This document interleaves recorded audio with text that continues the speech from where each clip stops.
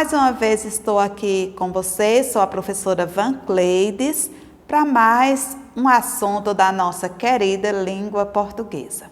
Dessa vez nós vamos falar sobre frase, oração e período. Se você sofreu alguma injustiça, console-se, a verdadeira infelicidade é cometê-la. Essa frase verbal que eu trouxe para vocês, ela vai falar sobre ações que já aconteceram.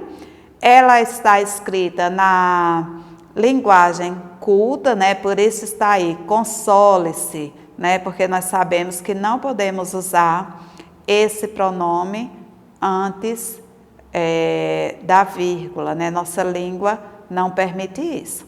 Então, a verdadeira infelicidade é cometê-la. Então, fique calmo e fique frios, que o importante da vida é a gente sempre manter os amigos, como eu tenho falado com vocês, tá certo?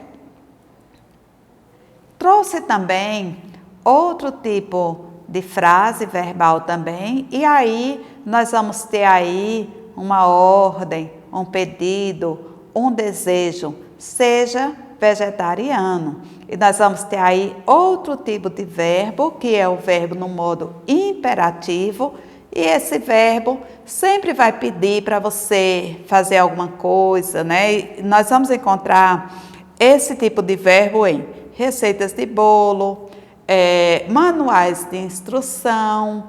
Então, sempre pedindo ou desejando que você faça, ou mesmo ordenando que você faça alguma coisa. Trouxe aí para vocês algumas frases nominais e umas frases verbais. Nas frases nominais, nós vamos ver que ela vai ter um sentido completo, vai conseguir transmitir a informação, mas não vai ter verbo.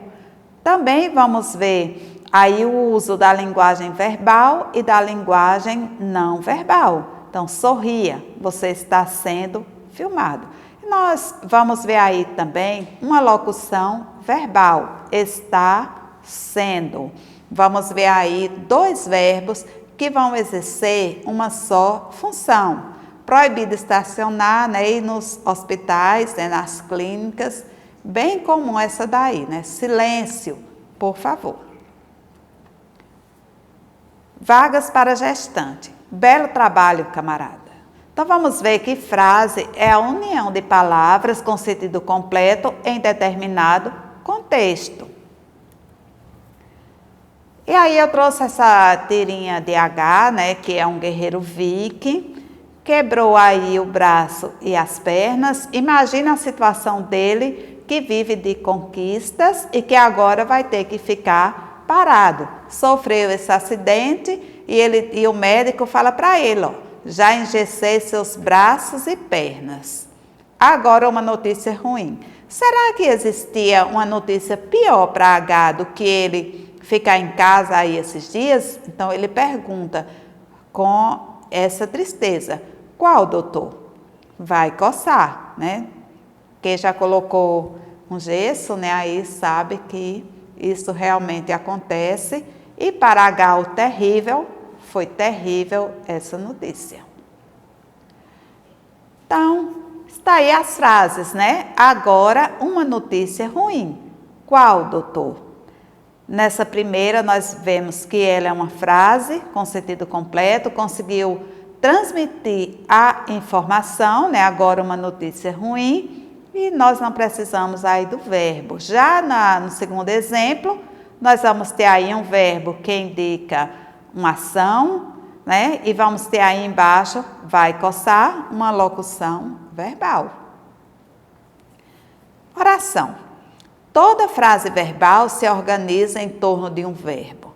Ela se define por ser também oracional. Geralmente é separado em sujeito e predicado, mas às vezes ela pode não estar presente e mesmo assim tem-se uma oração. Então, a sua roupa é bonita, né? Nós temos aí o verbo, por isso que isso é uma oração ou uma frase verbal. Fique em silêncio, Na medida do possível, tentarei fechar todas as notas esse final de semana. E eu deixei aí em negrito para que vocês percebam aí a presença do verbo, por isso que nós vamos dizer que é uma oração. Período simples e período composto. Período simples é aquele que a gente vai ter apenas um verbo. Período composto é o que nós vamos ter 2 verbos. Então, coloquei aí também em negrito para que vocês percebam e consigam identificar o que é um período simples e o que é um período composto, né? O amor é eterno, período simples ou período composto? Temos um só verbo ou nós temos mais de um verbo? Quero aquelas rosas, período simples ou composto? Quando você partiu, minha vida ficou sem alegrias. Período composto, nós temos aí a presença de 2 verbos. Assim como quero aquelas flores para presentear minha mãe, também temos aí 2 verbos. Agora, tenho certeza que vocês sabem o que é um meme, né? E nós vamos ver os períodos simples a partir dos memes. Mas vocês vão assistir a um vídeo que vai explicar tudo direitinho, de uma forma muito legal, que vocês vão compreender, tenho certeza disso. E logo após o vídeo, vocês serão capazes de responder essas perguntas. Então, o que são memes? Em que meios de comunicação eles costumam circular? Quais são as principais características de um meme? Por que é que os memes eles fazem tanto sucesso? Não esquece de mandar essa resposta lá para o seu professor logo após você assistir o vídeo.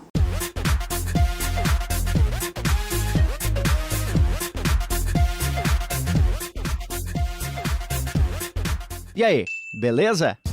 Esse é o Galo Digitalks, um programete desenvolvido pelo curso de Publicidade e Propaganda da FURB para a disciplina de Produção Publicitária em Mídia Digital. Hoje vamos entender o que são os memes e qual a sua importância para o mundo da comunicação. A expressão meme vem da palavra grega mimeme, que significa algo que é imitado. Esse termo foi criado por Richard Dawkins em 1976 no seu best-seller O Gene Egoísta. O livro apresenta a ideia do darwinismo universal, em que não são apenas as espécies, mas qualquer coisa evolui baseada em variedade, seleção e hereditariedade. Sendo assim, o meme está para a cultura, assim como o gene está para a genética. Podemos conceituar memes como uma unidade básica da memória ou do conhecimento que o ser humano transfere conscientemente para os seus descendentes via imitação. Eles são tão antigos quanto a humanidade e intimamente relacionados com a evolução cultural. Suas informações replicantes que, como os vírus, contaminam o nosso pensamento, afetam o comportamento e se propagam de cérebro em cérebro, formando a nossa cultura. Literalmente, é um gene cultural que se reproduz. Qualquer coisa que possa ser apreendida e transmitida enquanto unidade autônoma é um meme. Por exemplo, ideias, ou parte delas, valores, sons, línguas, palavras, bordões. Time I have control the match. Control the match by keep playing the left, the right. Desenhos e por aí se vai. As doutrinas e religiões são formadas por memes que perduram por séculos. Gírias e o modo como nos vestimos também são memes. Agora, atenção! É importante ressaltar que um meme não é um viral, pois quando o viral é uma unidade de informação que se espalha sem sofrer alterações, um meme se espalha como um comportamento imitado. O viral termina nele mesmo e tem fidelidade de cópia. O meme não. Pode ser reinventado a cada edição. E aí você se pergunta, por que os memes se espalham? Alguns se espalham porque são úteis, bons, bonitos ou porque estão relacionados a poder, medo, crenças ou novidade. Mas outros se espalham sem que haja nenhuma explicação para que existam, como, por exemplo, o curioso meme do Hidden Freezer, ou alguma pronúncia assim, que são pessoas do mundo todo que começaram a postar fotos na internet com a cabeça dentro do refrigerador, associadas a um número assim, tipo, sem sentido, ou, para os da teoria da conspiração, sentido absoluto. Existe uma linha de estudo chamada memética. No entanto, não existe uma fórmula que explique como um meme se espalha, da mesma forma que não existe uma receita para os virais. Estudos mostram que existem alguns fatores que favorecem a disseminação de um meme, e diversos pesquisadores estudam a dinâmica das ideias contagiosas. O filósofo Dan Dennett, Dan Zarella, e a brasileira Raquel Requeiro e o brasileiro Fernando Fontanella. Uma coisa é certa, os memes, que são fáceis de memorizar e reproduzir, têm chances maiores de se propagar de forma natural. Não adianta forçar. A simplicidade tende a vencer o caminho da evolução. Se os memes existem desde a origem da humanidade, por que esse interesse tão grande só agora? Na antiguidade, era necessário que uma pessoa estivesse fisicamente próxima da outra para aprender um comportamento e replicar.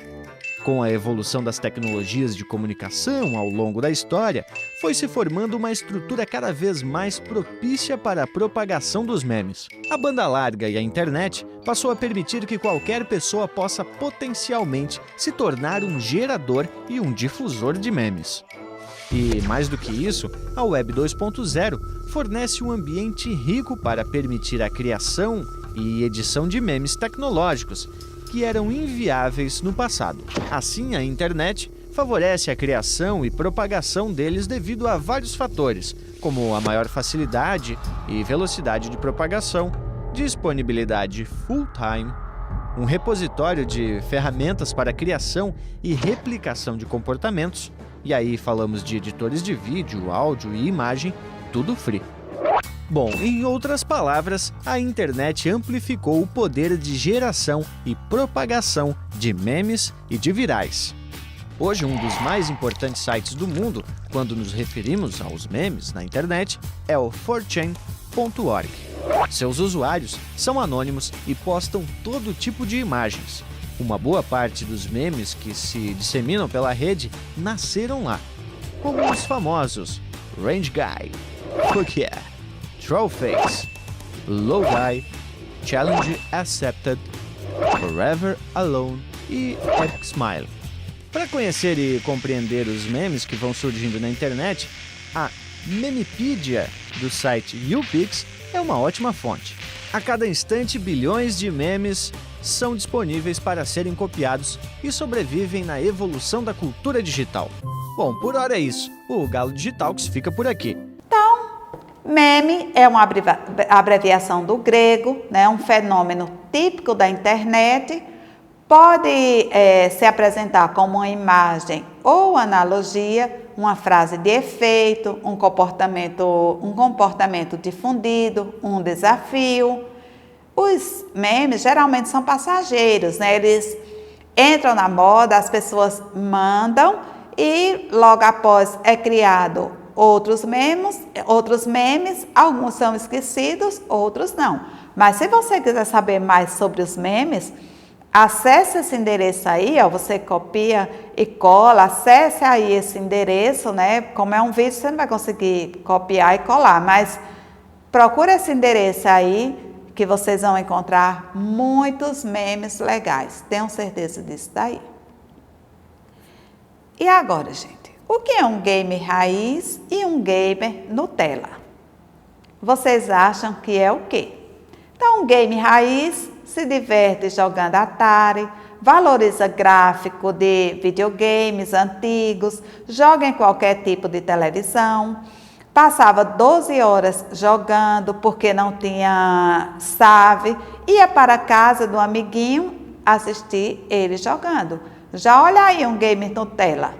Só fala em Ultimate Team, vive reclamando de gráficos em jogos modernos, precisa de uma televisão de tela curva, salva em 5 minutos, vive assistindo gameplay no YouTube.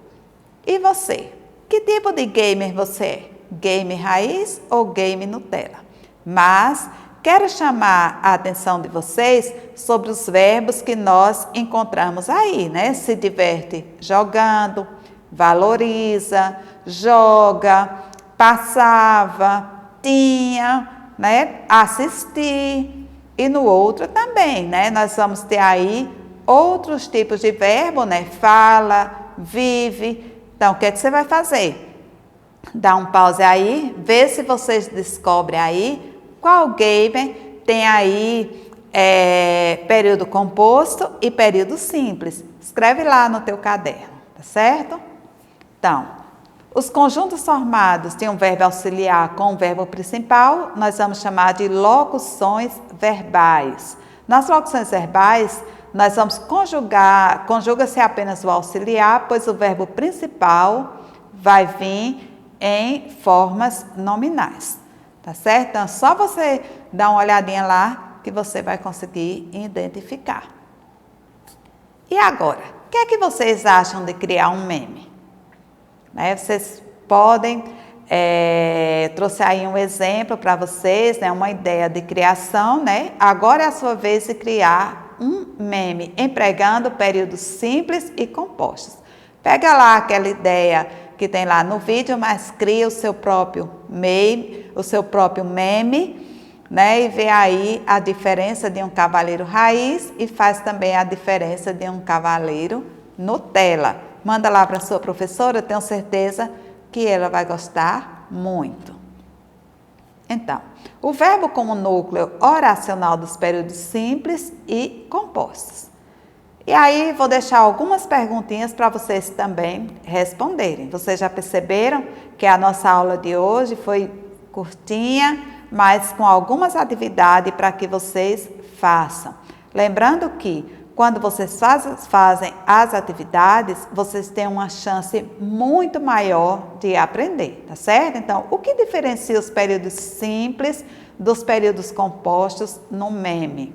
Qual dos dois tipos de período se adequou melhor à linguagem do game raiz e do game Nutella? Então, por que foi que isso aconteceu? Tá certo?